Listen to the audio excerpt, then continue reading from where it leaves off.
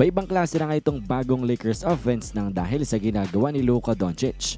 Well, sa panalo nga ng Lakers laban sa Denver Nuggets ay talagang nga namang tinambakan nila ito at marami nga silang tinalan na puntos na 123 points. And well, si Luka Doncic ang isa sa key factors kung bakit nila yan nagawa.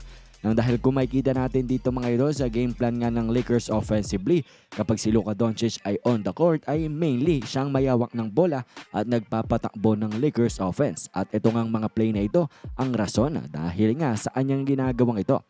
Well, sa unang mga play natin ay nagpatakbo ng double screen, stagger screen itong LA Lakers kung saan itong si LeBron pati si Hayes ang nagbigay ng screen kay Luka Doncic. At may get din yung nga dyan mga idol ay binlitz ng Denver defense itong ang si Luka Doncic, pero may counter agad dyan itong si Luka. Ginamitan ng jump pass mga idol para nga magkaroon ng easy dunk itong si Jackson Hayes. Pero kung i-replay natin yan mga idol, hindi lang basta nag-jump pass itong si Luka. Kung hindi ginamit niya rin mga idol ang kanyang pagtingin sa ibang lugar sa court, kumbaga look away pass.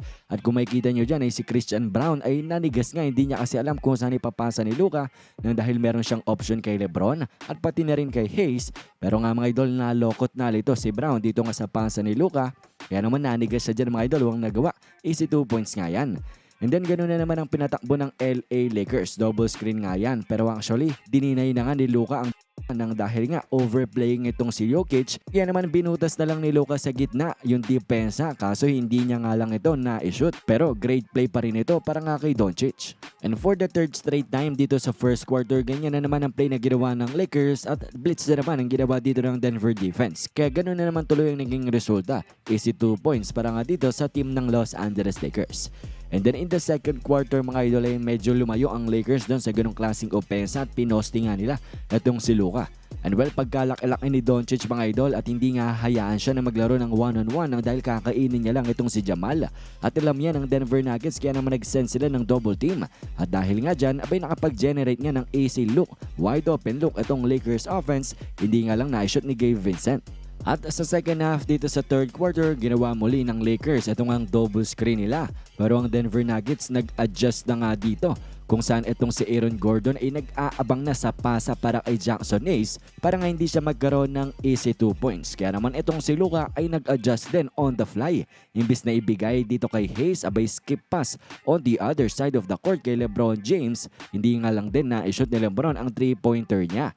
At dito naman ay medyo similar pa rin ang defensive coverage nitong ang team ng Denver Nuggets kung saan meron na nga silang tao sa ilalim pang salubong kay Hayes. Kaya another skip pass ang ginawa nito ni Luka Doncic and this time nag-capitalize na nga itong si LeBron James. Easy 2-point dunk nga yan.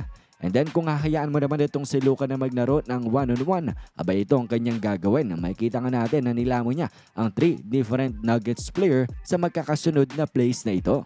At iyan nga mga idol ang bagong Lakers offense kapag nasa loob itong si Luka Doncic.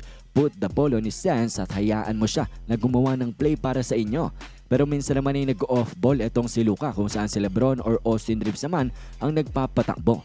Kaya nga scary nga daw ang bagong Lakers offense nang dahil meron daw silang 3-headed monster na anytime on the court ay makakagawa nga ng play for his own pati na rin sa kanilang mga teammates.